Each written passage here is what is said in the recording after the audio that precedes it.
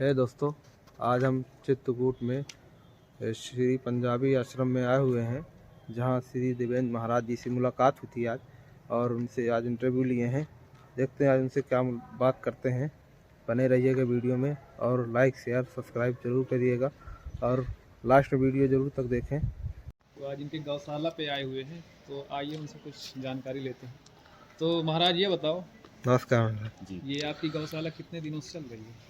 कई वर्षों से चल रही है अनवरत जो है यहाँ, और सारे जो मतलब व्यवस्थाएं है विद्यार्थी साधु संत सन्यासियों के लिए, मतलब यहाँ किसी प्रकार का दूध बेचा नहीं जाता है, अपितु सेवा में ही इसे लगाया जाता है। ये भूषण कंपनी की मालकिन है, उनके द्वारा यह कार्यक्रम मतलब सुचारू रूप से संपन्न किया जा रहा है। यहाँ के पूज्य महाराज हैं 1108 पूज्य श्री पंजाबी भगवान महाराज जी, उनके ही अनन्य सेवक जिस इस समय वर्तमान में महामंडलेश्वर हैं श्री राजकुमार दास जी महाराज हैं, उन्हीं के तत्वाधान में यह कार्यक्रम सब लगातार से सेवाएं गौ सेवाओं का कार्यक्रम विद्यालय इत्यादि संपन्न कराई जा रही है। अच्छा, तो ये गुरुकुल है?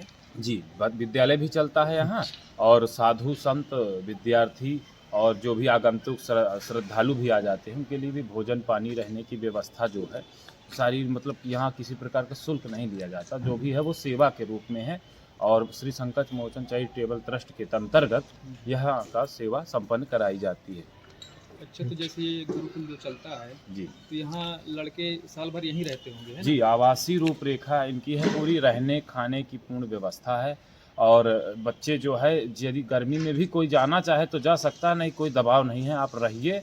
और नित्य इसमें जो दैनिक दिनचर्या है, सायं सुबह शाम की आरती है, हनुमान जी की आरती है, पूजन है, पाठ है, उसमें आप सम्मिलित रहिए और अपना नित्य प्रति आप रह सकते हैं अनवरत। आप चाहे छुट्टी में जाइए या ना जाइए, आप त्योहारों में भी यहीं रह करके आप पठन पाठन करते रहिए और संध्या नित्य कर्म आदि में आप लिप्त रहिए और लगातार आप रह सकते हैं, कोई दिक्कत नहीं।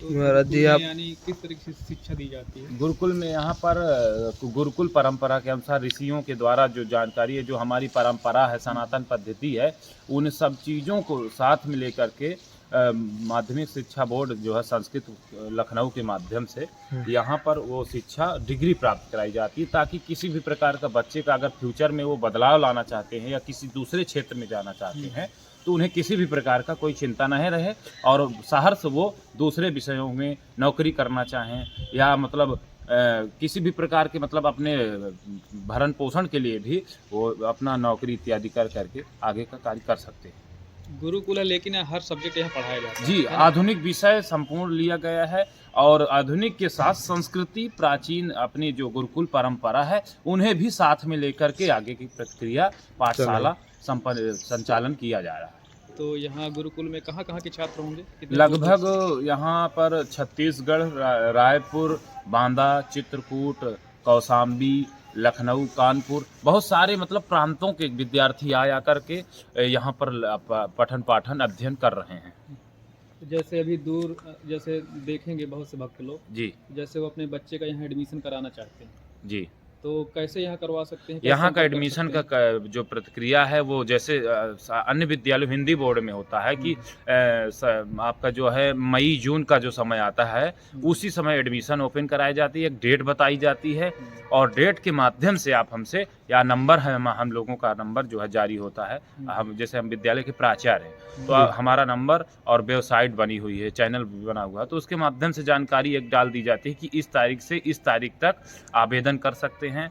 और आकर ऑनलाइन आवेदन होना नहीं है, आपको आना पड़ेगा, यहाँ पर फार्म भरना पड़ेगा, उसके बाद जो है आपका विद्यार्थी का जो है परीक्षा होगी। अगर परीक्षा में वो हमारे अनुसार ठीक रहे और हिंदी भाषा इत्यादि का उन्हें ज्ञान है तो फिर उन्हें प्रवेश प्रारंभ किया जाता है।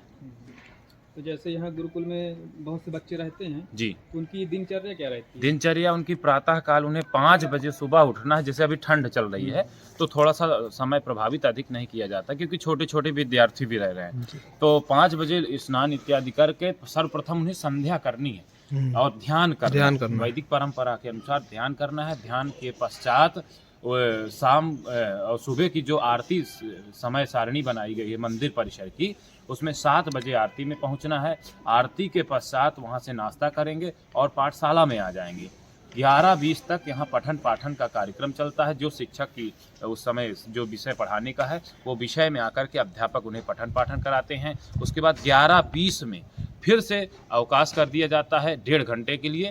तो 12:30 बजे तक इत्यादि वो जाकर के भोजन इत्यादि आश्रम में करके फिर पुनः आ जाते हैं। 20 मिनट बाद 1:30 या 1:15 तक विद्यालय की घंटी लग जाती है। पुनः क्लास के लिए सभी विद्यार्थी बैठ जाते हैं और उसके बाद 3:50 तक 4 बजे तक जैसी मतलब समय सारणी रही, जैसे गर्मी में समय बदल दिया जाता है, ठंडी में थोड़ा सा 20-25 मिनट का अंतर किया जाता है।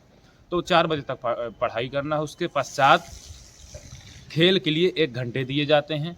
खेल करने के बाद पुनः प्रातः काल की जो दिनचर्या थी तो स्नान इत्यादि करके 5:30 बजे से ध्यान संध्या पूजन में आकर के एक स्तोत्र इत्यादि जैसे रहते हैं, जो अध्यापक बताते हैं कि आज का ये ध्यान होगा, तो उस तरह के स्तोत्रों का पाठ होता है।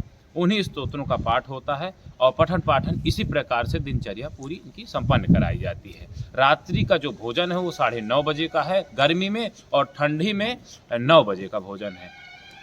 इस प्रकार से यहाँ की दिनचर्या है। यानी जो शिष्य है तो पूरी पुरानी परंपरा के हिसाब से ही पूरी उनकी जी दिनचर्या रहती है। गुरुकुल परंपरा ऋषियों के द्वारा जो बताया गया, जो वेदों में बताया गया, शास्त्रों में बताया गया कि हमें ऐसे रहना चाहिए। हम सनातन संस्कृति को तभी जानेंगे जब हम सनातन की पद्धतियों से जुड़ेंगे। तो इसलिए इन सब चीज़ों को बड़े ही सुचारू रूप से लगातार संपन्न कराया जा रहा है। और पूज्य महाराज जी का यही उद्देश्य भी है कि बालकों का जो मानसिक बौद्धिक विकास है, सनातन धर्म का प्रचार हो। इसलिए पंजाबी भगवान महाराज जी का हमेशा संकल्प रहा। उन्हीं के अनुयायी और शिष्य, अनन्य शिष्य और महामंडलेश्वर श्री राजकुमार दास जी महाराज का संकल्प लगातार वो पूर्ण कर रहे हैं और लगातार सतत लगे हुए हैं कि सनातन का प्रचार प्रसार कैसे किया जा सके, किस प्रकार से बढ़ावा दिया जा सके। इसलिए महाराज जी का लगातार यह प्रयास जारी है। जो गौशाला भी संचालन हो रहा है, विद्यालय भी चल रहा है। कोई साधु संत तपस्वी आ जाता है तो भोजन के लिए भी व्यवस्था है, अपना आकर के भोजन प्रसाद पाएं। किसी भी प्रकार का कोई शुल्क नहीं है, आप लोग आकर के भोजन प्रसाद पा सकते हैं, रह सकते हैं, सनातन के विषय में चर्चा कर सकते हैं। यह आश्रम का उद्देश्य है और संकल्प है। बहुत अच्छी बात है, गुरुकुल अपने चित्रकूट में चल रहा है जी बहुत लोगों को जानकारी ही नहीं कि यहाँ गुरुकुल चलते हैं कि नहीं चलते, जी क्योंकि इतनी चकाचौंध से लोग वो हैं कि ऐसी चीज़ देख ही नहीं पाते हैं लोग। तो देखिए गुरु जो की एक गौशाला है, और देखिए कितना साफ सुथरा गौशाला है। यहाँ पे छोटा सा बछड़ा है, कितना प्यारा लग रहा है। ज़्यादा दिन का नहीं है लेकिन। ये दोस्तों, ये देखिए शहवाल गाय बोलते हैं इसको, और कितना साफ सुथरा गौशाला है पूरी तरह से। ये देखिए कितनी अच्छी गाय हैं, और इनको रोज़ धोया जाता है, पूरी साफ सफाई से रखी जाती है इन लोग। और किस तरह मैट भी बिछी हुई है, जहाँ यहाँ पर कंक्रीट से बनाया गया था उसके ऊपर ये मैट बिछा दी गई है इनके लिए। और किस तरह ये है, साफ़ सुथरा है। ये छोटा सा बछड़ा है, और ये सहवाल गाय बोलते हैं इन लोगों को। चलिए आगे की ओर चलते हैं, दिखाते हैं और एक